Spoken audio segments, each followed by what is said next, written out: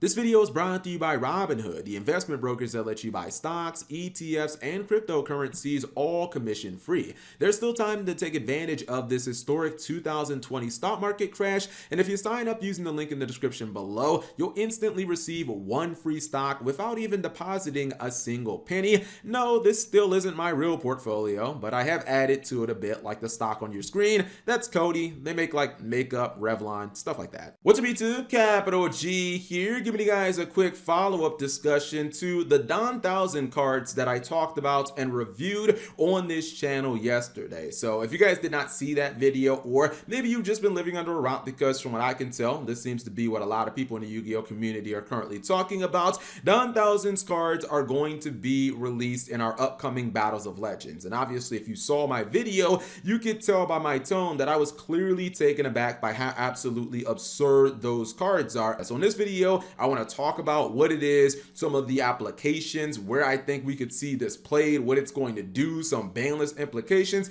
and then possibly a couple of cards that might become very popular as to, being able to stop some of these plays. So anyways, I'm not going to go over every single card. If you guys just missed the video, or again, you don't know what I'm talking about, just go watch my other video. It'll be in the description of this. And one of the things that I think is going to happen when these Don 1000 cards are released in the TCG, and probably even in the OCG, I think you're going to see so many control decks just coming out of the woodwork and splashing this engine in. Number one, we saw this in the OCG with the Red Eyes Dark Dragoon engine. We saw decks like Trickstars and Guru run this in their main deck, because why not? I mean, the ceiling of the play was just so high. If I happen to open with Red Eyes Dragoon, I get this powerful, near unkillable boss monster who has built-in negation and can almost single-handedly win the game. If not, then I just play my Guru deck as normal. I just play my Trickstar deck as normal, and I feel like that's going to be at play here. Now, some of you guys might say, well, Cap, I don't really fear Guru or Trickstar, so who really cares?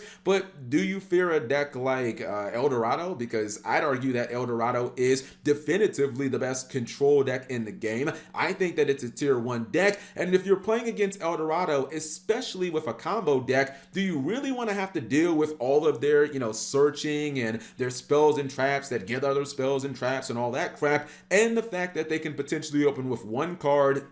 And if you're playing a combo deck, just S0 you out of the game and you instantly just lose? Because to me, that feels incredibly stupid and unfair. I don't think that these control decks should be able to just hit one card and just say, all right, I win because I hit that one card. In addition to that, and this might be even more absurd, I've come to the conclusion that they don't even have to cut things like Pot of Extravagance from their deck. Now, I would not advise that you use Pot of Desires in this engine, because obviously if you banish your Numeron Calling, then you're not going to be able to, really do the play, and everything's going to kind of go to hell. But let's just say that you were playing against one of those three decks, a Guru, an El Dorado, or a Trickstar. They can still basically play Extravagance. Those decks do not care about their extra deck at all. They don't really have any monsters coming out of the extra deck that are very important. So what's really stopping them from loading up their entire extra deck with nothing but Xyz monsters, resolving an Extravagance, getting 2 cards for free, and then activating, Numeron Network and getting the S0 and basically just winning the duel? To me, that feels incredibly unfair. And I'm not saying that these are going to be the only 3 decks that use this engine. I'm just using these 3 decks as an example, because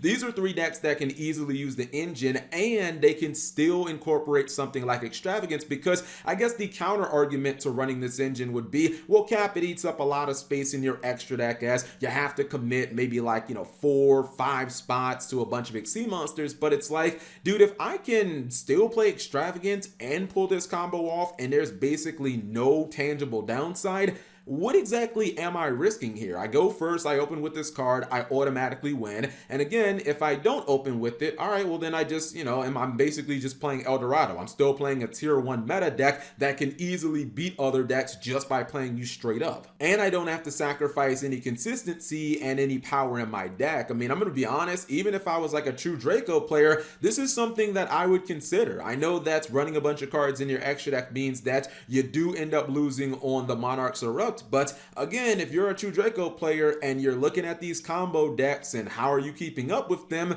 is it worth giving up those Monarchs Erupt to basically open with one card and win the duel? I would probably say so, because I don't feel like the Monarchs Erupt is going to auto win you the duel against those decks. And I want to talk about some of the cards that are going to be able to counter this, and also some of the cards that don't counter this and why that is also a little bit problematic. So a lot of these engines, right? A lot of these splashable engines, I guess we could say Red Eyes Dragoon, again, will be one of the more dominant engines of this year. They're very powerful, but they do lose to a lot of the powerful, break my board type cards. When you really think about the Red Eyes Dragoon engine, and I guess its place in the TCG, if it was legal right now and everybody was running it, there would be outs to it. There would be things like Kaijus and Dark Ruler No More. These are cards that are not just useful against Dragoon, but they're generally useful going second against any deck that wants to make a bunch of negates. However, a lot of these options just aren't good when you're talking about Don Thousands cards. As we already know, Ash Blossom and Joyous Springs might not actually be that good at stopping players from getting the Numeron network in the first place, mainly because Numeron Wall activates the field spell straight from your deck, so you're never actually searching it, and Ash Blossom can't be used to stop it. But what about some of the other popular, powerful,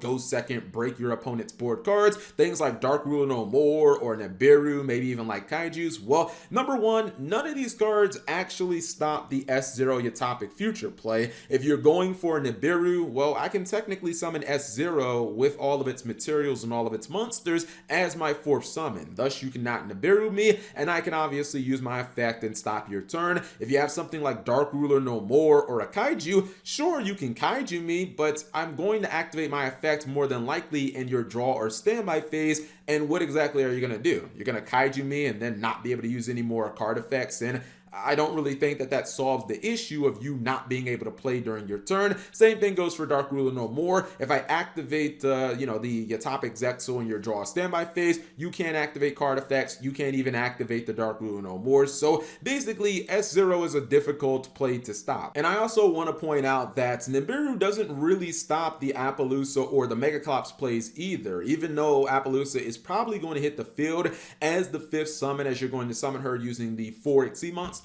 It's not going to matter. Once she hits the field as the fifth summon, you're going to be able to negate the Nibiru in hand. And with Megaclops, same thing. Megaclops can hit the field as the fourth summon, but let's just say that I normal summon, then I went for Megaclops as my fifth summon. That won't matter either, because Megaclops is unaffected by Nibiru. It won't be tributed off the field, and Megaclops is higher attack than Nibiru, so you can't even beat over it. The cards that I think are probably going to become incredibly popular, well, one of them already is, and I'll just admit, I think Infinite Impermanence is going to be the best answer to this, because Infinite Impermanence, for my money, basically stops all the major boss monsters that are going to come into play. Doesn't matter if you go for Appaloosa, Megaclops, or S0, Infinite Impermanence can shut all of them down. But another card to keep your eye on, Forbidden Chalice. I love this card in generators because of like the Forbidden or the Condemned Maiden, but I think this card's really good because it's a solid card, much like Infinite Impermanence going first and second,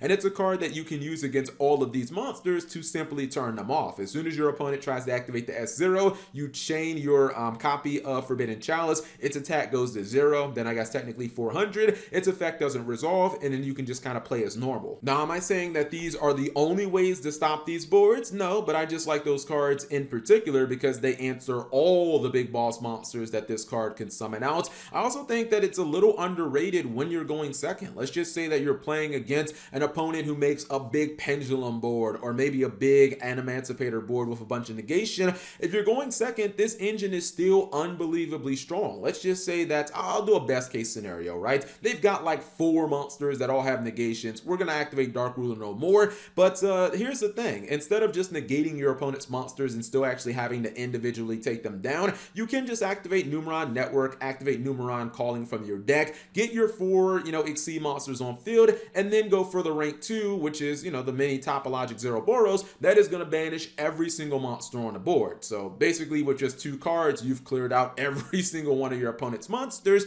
and best of all, you actually get burn damage when your rank 2 comes back to the field, assuming your opponent hasn't destroyed your Numeron Network. You get a monster back and you end up doing burn damage. So it honestly feels like, to me, this engine doesn't really have any weaknesses. It's incredibly strong going first. It's incredibly strong going second. Even if you're not using it specifically for the banish effect, you can just obviously beat over your opponent's monsters with monsters whose attacks are going to double every single time they, they directly battle an opponent's monsters. So there is OTK potential, and I don't even think the fact that it can take up a bunch of extra deck space is really all that big of a problem, because even decks that use extravagance can still use extravagance in this engine. This is one of the few times where I can't really see a negative with an engine. Now I'll just I'll wrap this video up with this. If I was going to make a prediction, if I was a betting man, I think what Konami is going to do to ultimately address this is, I think they're going to ban S0 after one format. Konami has a history of banning these don't let you play any Yu-Gi-Oh type boss monsters. Historically, a lot of them end up being Xyz monsters, Shockmaster, Azathoth, Rango Myriad. Those are like prime examples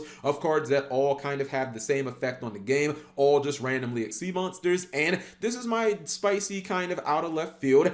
I think Konami's actually going to ban terraforming, because terraforming ultimately is another way that enables these plays like this. And when you really think about it, is Konami going to stop making broken field spells? Probably not. So I feel like the next progression or the next answer would just be to ultimately ban terraforming out of the game and not have this generic searcher for field spells. If the decks need their field spell to basically operate, you can just make future support and give them cards that are directly tied within their archetype and, searching their field spell directly. But these are just my thoughts and opinions, guys. I really don't think that people are overselling this engine. I think it is going to be meta defining, and, maybe I'll end up being wrong, but I guess we will ultimately see. Anyways, whatever you guys thought, you leave that in the comment section below. Thank you guys for watching. As always, subscribe if you have not already, and turn on that notification bell for daily videos.